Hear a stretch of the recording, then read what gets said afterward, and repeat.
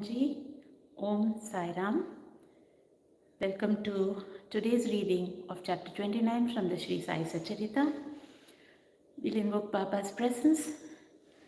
First, have a darshan of Baba from the Shirdi Sai Baba temple at the MCB in Scotland, after which we can invoke his presence inside of us in the cave of our hearts by chanting the Om Shri Sai Nathaya Namaha.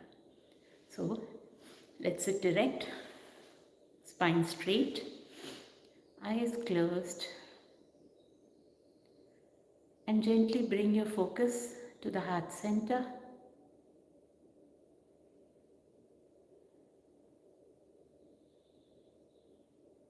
As you visualize Baba within, we'll chant his name. Om Shri Sai Nathaya Namaha. Om Shri Sai Nathaya Namaha.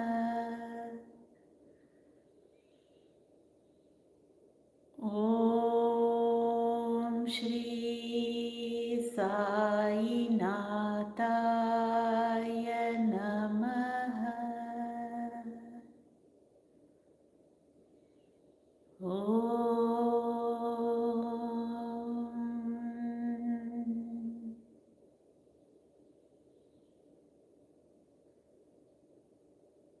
Feeling the divine presence of Baba within you and connecting with him deeply, you can open your eyes when you're ready. So today we'll be reading chapter 29, which describes interesting and wonderful stories of Sai Baba about the Chennai's Bhajani Mela, Tendulkar's father and son story, Dr. Captain Hate and woman Narvekar stories about them. So the first one is Chennai's Bhajani Mela. It was in the year 1916 when a Chennai's Bhajani Mela party of the Ramdasi Panth started on a pilgrimage to the holy city of Banaras. The party consisted of a man, his wife, daughter and sister-in-law. Unfortunately, their names are not mentioned. On their way, the party heard that there lived in Shirdi, Ahmednagar district, a great saint named Sai Baba, who was God realized and who was very generous and distributed money every day to his bhaktas and to skillful persons who went and showed their talent there. A lot of money in the form of dakshina was collected daily by Sai Baba, and out of this amount he gave daily 1 rupee to a 3-year-old girl Amani, the daughter of a Bhakta Kondaji, and rupees 2 to 5 to some, rupees 6 to Jamali, the mother of Amani, and rupees 10 to 20 or even rupees 50 to other bhaktas as he pleased.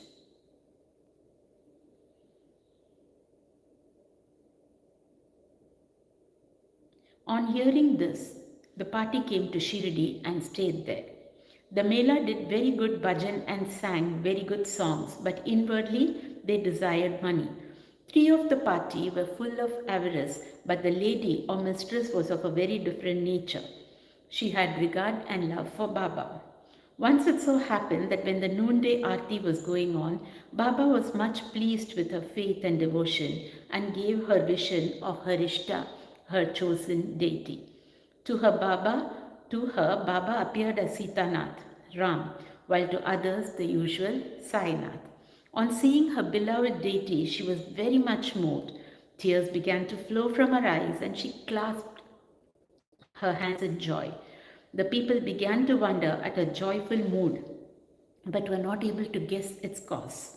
Late in the afternoon, she disclosed everything to her husband. She told him how she saw Sri Ram and Sai Baba. He thought that she was a very simple and devout woman, and her seeing Ram might be a creation of her mind. He ignored her, saying that it was not possible that she alone should see Ram while they all saw Sai Baba there. She did not resent this remark as she was fortunate enough to get Ram Darshan as and when her mind was calm and composed and free from avarice. Wonderful vision. Things were going on like this when the husband got a strange vision in his dream one night. He was in a big city. The police there had arrested him, tied his hands with a rope, and put him up in a cage, lockup. As the police were tightening the grip, he saw Sai Baba standing quiet outside near the cage. On seeing Baba so close, he said in a plaintive note, "After hearing your fame, I resorted to your feet. Then why should a calamity befall me when you are standing here in person?" Baba said, "You must suffer the consequences of your action." He said, "I have not done anything in this life which could bring such a misfortune on me." Baba said, "If not in this life, you must have committed some sin in your past life." He replied, "I do not know anything of my past life, but assuming that I did commit some sin then, why should it not be burnt and destroyed in your presence as happens to dry grass before fire?" Baba, "Have you got such faith?" He, "Yes." Baba then asked him to close his eyes. No sooner did he shut them than he heard a thumping sound of something falling down, and after opening the eyes, he saw that he was free and the police fallen down bleeding. Being much frightened, he began to look at Baba, who said, "Now you're well caught. Officers will now come and arrest you." Then he begged, "There is no other savior except you. Save me somehow." Then Baba again asked him to close his eyes. He did so, and when he opened them, again he saw that he was free, out of the cage, and that Baba was by his side. He then fell at Baba's feet. Baba then asked him, "Is there any difference between this namaskar and your previous ones? Think well and then reply." He said, "There is a lot of difference. My former namaskars were offered with the object of getting money from you, but the present namaskar is one offered to you as God. Besides, earlier I thought resentfully that you, being a Mohammedan, were spoiling us, the Hindus." Baba, "Do you not believe in your mind in Mohammedan gods?" He said, "No." Then Baba said, "Have you not got a panja, emblem of hand, in your house? And do you not worship the same in Tabut, that is Muharram festival? Also, there is in your house another deity by name Kad Bibi, whom you propitiate and appease on marriage occasion and other festivals. Is it not so?" He admitted all this. Then Baba said, "What more do you want?"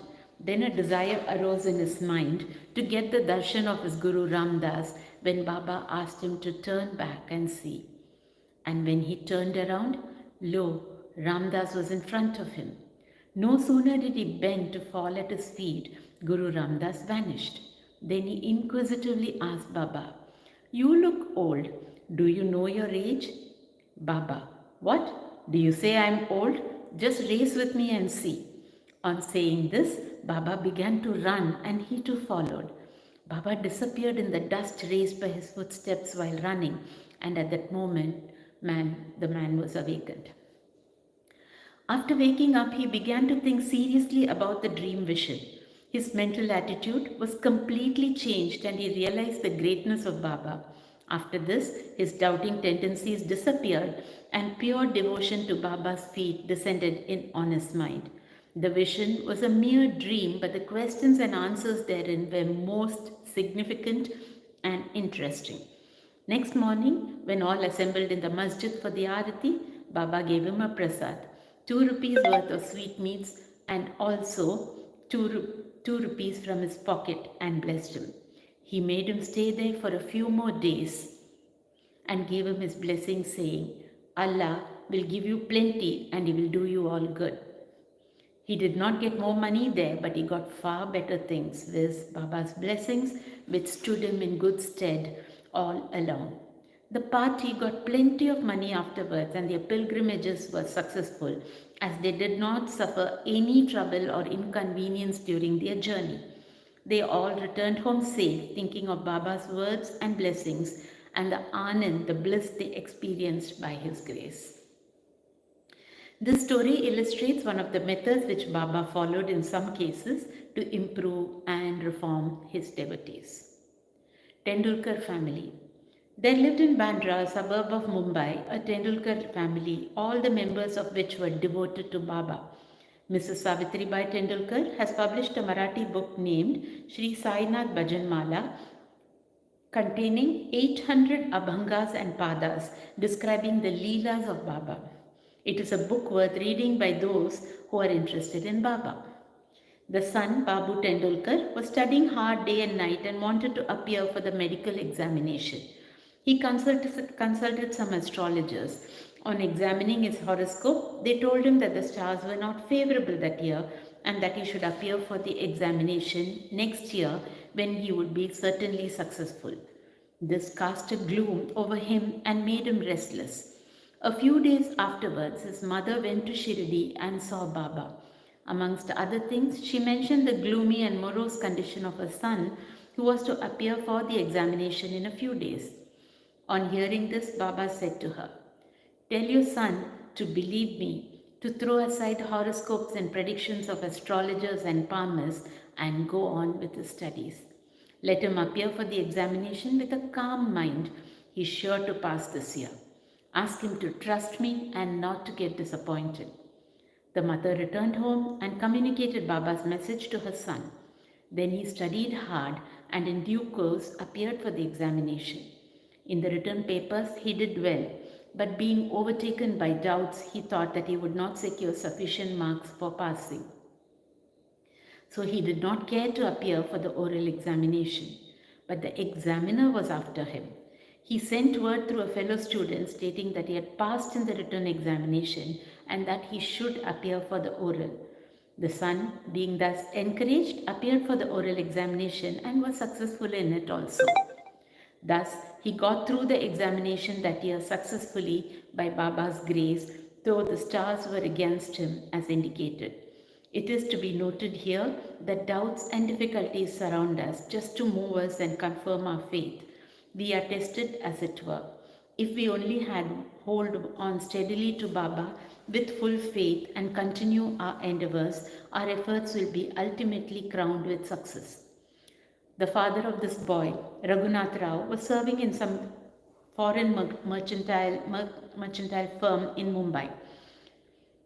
As he grew old, he was not able to attend to his work properly, and so he had to take leave and rest. As he did not improve during the period of leave, a further extension of leave or premature retirement from service was inevitable. The chief manager of the firm decided to retire him on a pension as he was an old and a reliable servant. The question regarding the amount of pension to be given was under consideration. He was getting rupees 150 per month, and his pension, that is half the amount, about rupees 75, would not be enough to meet the expenses of the family. So they were all anxious about this matter.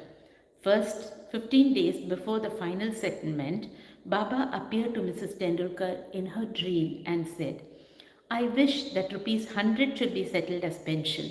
Will that satisfy you?" She replied, "Baba, why ask me? We fully trust in you." Though Baba said rupees 100, still he was given 10 rupees more, that is rupees 110 as a special case. Such wonderful love and care did Baba exhibit towards his bhaktas. Captain Hate. Captain Hate, who was staying in Bikaner, was a great devotee of Baba. Once Baba appeared to him in his dream and said, "Did you forget me?" Hate then immediately held Baba's feet and replied, "If a child forgets his mother, how could he be saved?" Then Hate went into the garden and took out fresh val papadi vegetables, and after arranging shiddha, ghee, wheat flour and dal, etc., and dakshina, was about to offer all this to Baba when he was awakened and came to know that the whole thing was a dream.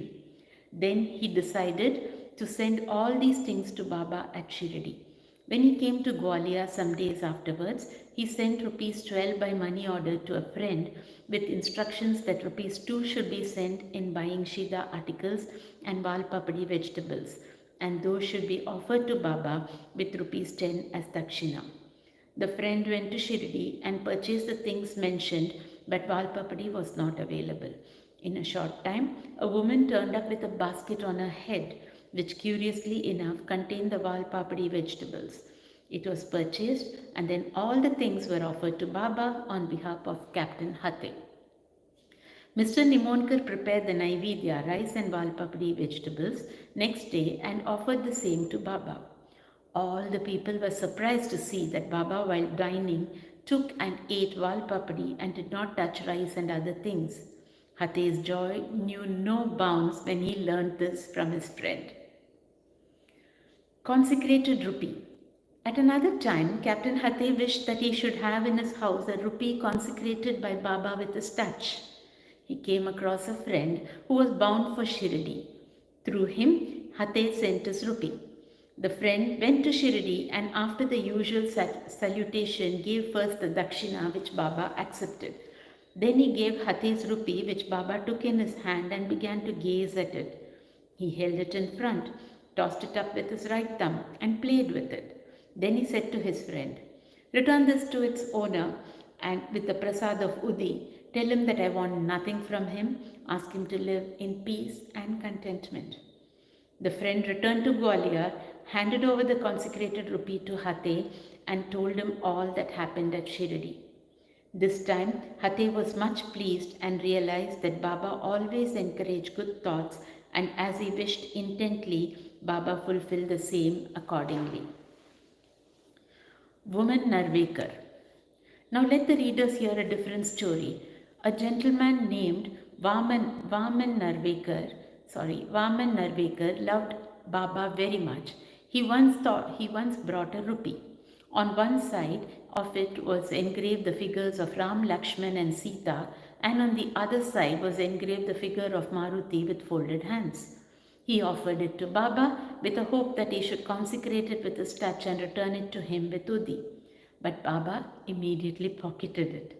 Then Shama spoke to Baba regarding Vaman Rao's intention and requested him to return it. Then Baba spoke in the presence of Vaman Rao. "Why should it be returned to him? We should keep it ourselves. If he gives rupees 25 for it, it will be returned." Then for the sake of that rupee, Vaman Rao collected rupees 25 and placed them before Baba. Then Baba said, "The value of that rupee far exceeds 25 rupees. Shama, take this rupee, let us have it in our store, keep this in your shrine and worship it." No one had the courage to ask Baba why he followed this peculiar action. He only knows what is best and most suitable to each and all. Bow to Shri Sai, peace be to all. Jai Mohanji, Om Sai Ram.